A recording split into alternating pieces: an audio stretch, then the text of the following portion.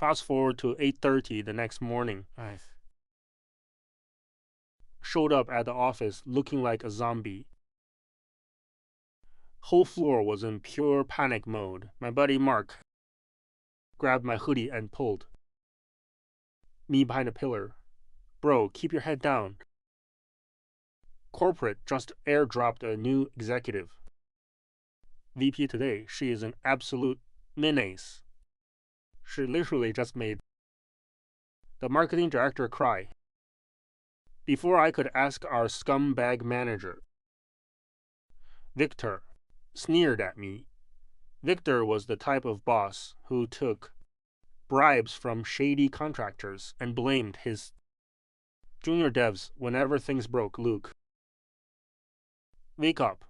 Do not ruin my department's will. Vibe with your broke boy energy. The heavy boardroom doors swing open. Clack. Clack, clack. The sound of designer heels echoed through the hall. Everyone froze. I glued my eyes to my notebook, trying to be invisible. Good morning, team. I am Victoria Shen, your new executive VP. Hold on. That voice, hold on. Slowly raised my head. Standing at the front of the room in a sharp black suit was the Porsche lady from yesterday. Her eyes scanned the room like a predator until they locked straight on to me in the back row. A tiny, devious smirk crossed her face. Before we dive into Victoria said smoothly into the mic, I need to check one quick thing. Luke does that offer from yesterday to go to City Hall still stand? 50 heads snapped directly at me. Mark. Us jaw literally hit the floor. Miss Shen, you definitely have the wrong guy. I choked out, sweating bullets. I am single. What's City Hall? Victoria held my gaze, her eyes sparkling with pure mist. Right. My mistake. Let us start the meeting. Long story short, Victoria was a bad, but our manager Victor was a total fraud. That afternoon, Victor tried to force me to sign off on cheap, dangerous steel materials for our biggest project so he could pocket a massive bribe. I drew these blueprints. Victor, I yelled, shoving the papers back at him. If we use this budget steel, the load-bearing walls will crack. People could literally die. You are a low-level worker making basic wage. Luke, Victor barked, sign the paper, or pack your trash and get out. Consider me gone. I ripped off my corporate badge and slammed it on his desk. But at midnight, my phone buzzed with a message. Bring your real blueprint files to my office tomorrow at 8 in the morning. Signed, Victoria Shen. Next morning, I showed up at her top floor office and laid down. The real calculations. Why did you not just sign it and keep your job? Victoria asked, leaning back in her leather chair. Because houses are for people to live in. I said deadpan, I am broke. But I am not a monster. I like sleeping at night. Victoria stared at me for a long time and said, you are way more interesting when you are not. Trying to ruin a blind date. She called an emergency board meeting right then and there. Victor thought he had me cornred, telling the board I was taking kickbacks.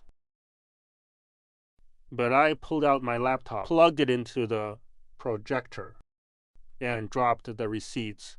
First of all, Victor forged my signature. He forgot I always put a loop at the end of my name. I started clicking through slides.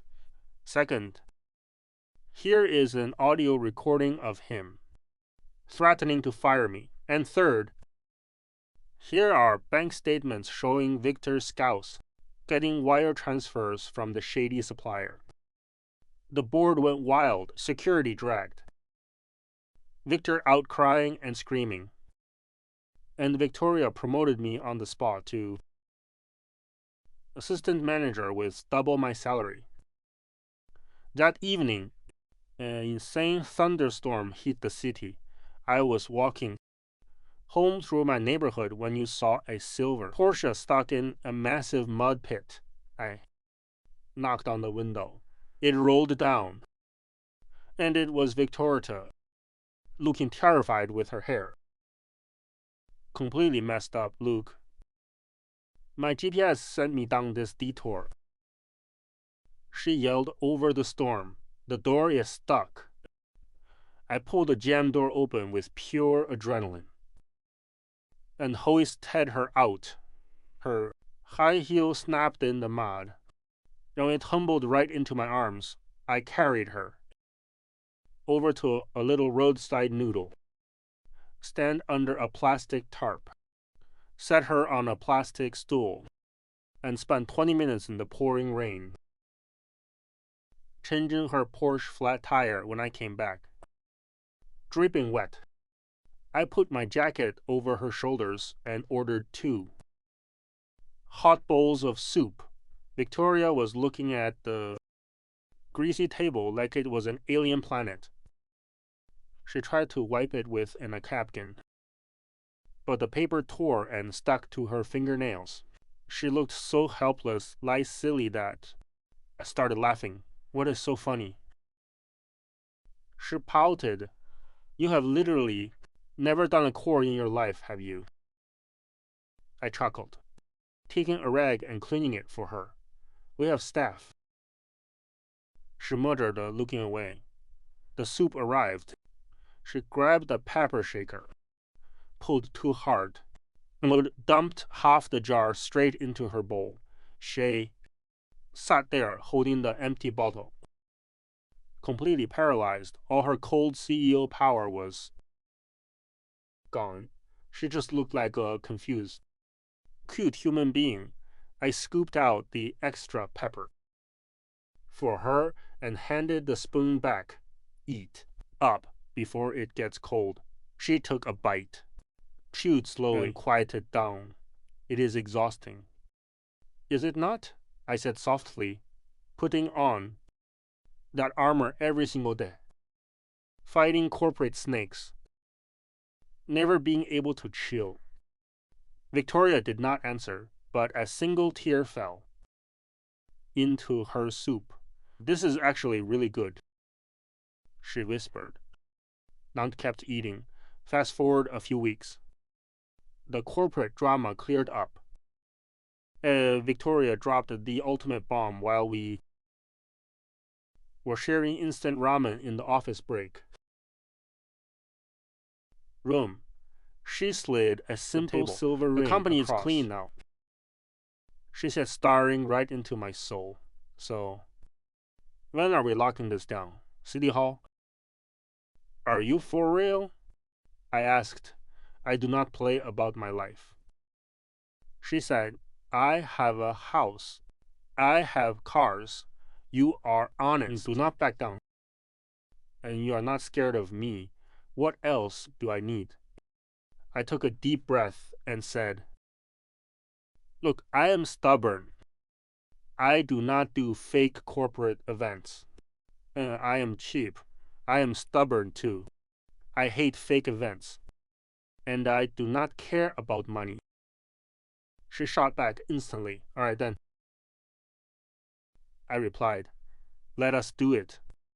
The next weekend, I went to meet her dad at his hilltop mansion. I was expecting a scary billionaire boss in a two-seater would offer me $1 million to leave his daughter instead.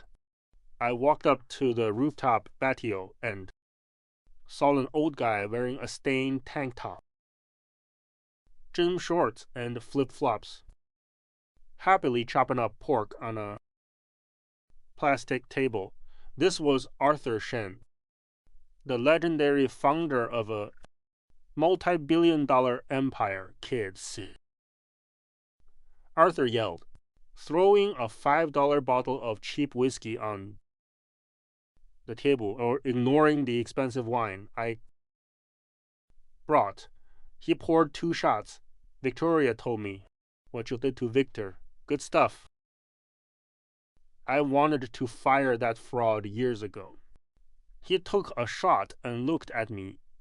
Look, my daughter grew up rich, but her mom passed early and I was always working.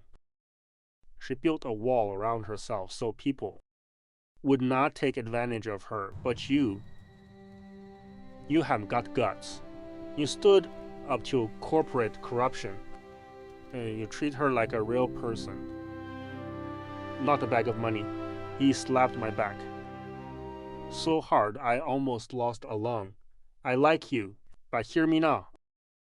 Kid, if you ever cheat on her or make her cry, I will personally break your legs. Deal? I grinned, knocking back the shot. We did not throw a fake multi-million-dollar celebrity wedding. Victoria hated clout chasers anyway. We just walked into City Hall, signed the papers. About our marriage certificate. She moved into my tiny apartment, which we renovated together. I repainted the walls, bought a sturdy queen bed, and set up a warm wood in-wardrobe. It was small, but for the first time, it felt like home now on Saturday mornings. I drag her to the local farmer's market with a canvas bag. How much for the fish? I will ask. $15. The seller says, I will give you 12. I reply. Victoria stands next to me, watching me aggressively haggle over $3 like it is an Olympic sport. Her eyes wide with total fascination back home. I cook dinner while she wears an oversized cartoon apron, clumsily handing me plates and dropping rice all over the counter. No heavy makeup. No $10,000 suits, just her, laughing at my terrible jokes. She tried to do the dishes once and immediately smashed. A plate. Do not touch anything. I have got it. I ran over. She stood by the sink, looking at me with guilty puppy dog eyes. That is coming out of your allowance next month. I teased. You would not dare. She kicked my leg. Life does not need to be a crazy movie or a high-stakes corporate flex sometimes. It is just two lonely people in a cold city finding each other, dropping their armor, and building something warm. It swept up the broken plate, looked at my wife, and smiled. Yeah, this simple life. Absolute peak. Bro, table 8.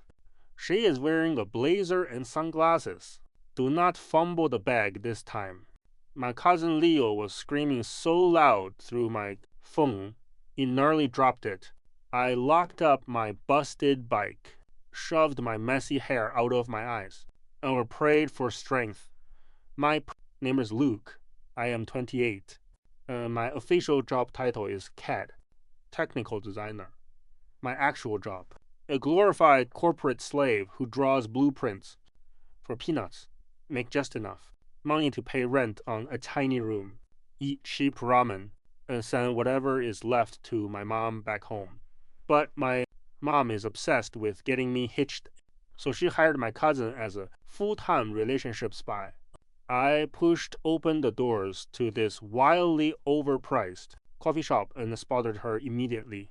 She was sitting in a corner booth, rocking a custom-tailored power suit and sunglasses so big they covered half her face.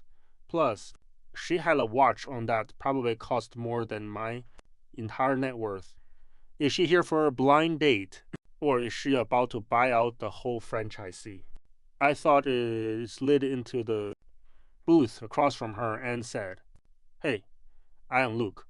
I am not really into small talk. So let us just lay all the cards on the table." She slowly tilted her head, judging me behind those dark lenses. She did not say a word, just gave me a tiny icy nod. Honestly, it was a terrifying aura. But hey, I was here to speed run getting rejected anyway. "Look," I said, leaning in, "I make zero money. No house. No car negative savings. I rent a tiny room in a sketchy alley. And I share a single bathroom with 3 grown dudes who do not clean up." She picked up her black coffee, took a sip, and set it down with a total poker face. I doubled down.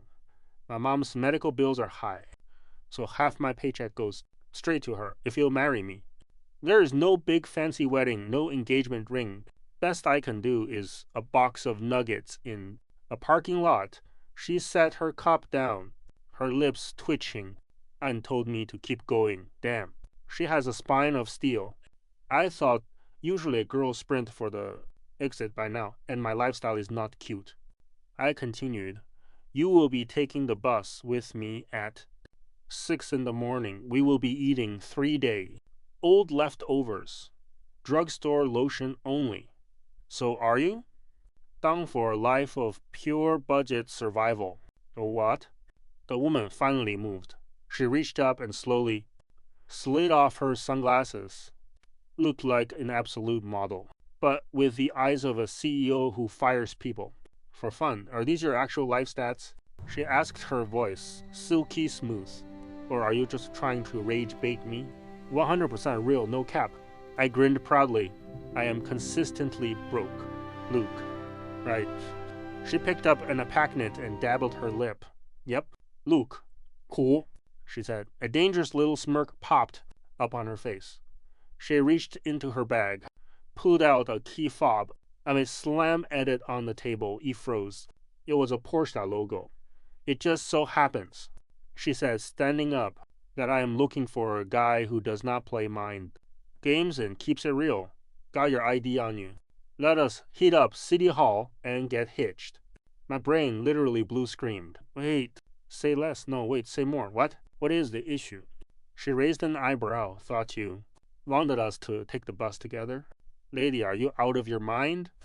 I practically slid under the table. Normal people here no money. Basement apartment, cheap nuggets, and call security. Who responds with a marriage proposal? "Lady." Her eyes turned into literal daggers. "I mean, ma'am, miss, look, we have known each other for literally 4 minutes. Getting married is not a trend. You cannot just..." Saved by the bell. My phone blew up. It was Leo. "Luke, where are you?" Leo raw read through the speaker. "The girl at table. 8 waited 30 minutes and left crying." "Did you ditch her?" I went numb. It slightly turned my head and looked at the brass table number behind her. It was not an 8. It was a 9. It swallowed hard and said, "Leo, I think I am at the wrong table." The silence in that coffee shop was louder than thunder. Billionaire boss lady crossed her arms, looking down at me with a smirk that said, "You are so dead." My face was burning hot. I had just the live read a whole motivational speech about my miserable broke life to a random CEO. Tried to scare her off, and accidentally got myself proposed to. I am so sorry. I scrambled up, bowing like crazy. Huge glitch in the matrix. Terrible mistake. Please do not sue me. Keep your Porsche. Have a great life. I grabbed my phone and sprinted out of that coffee shop like I was running from the feds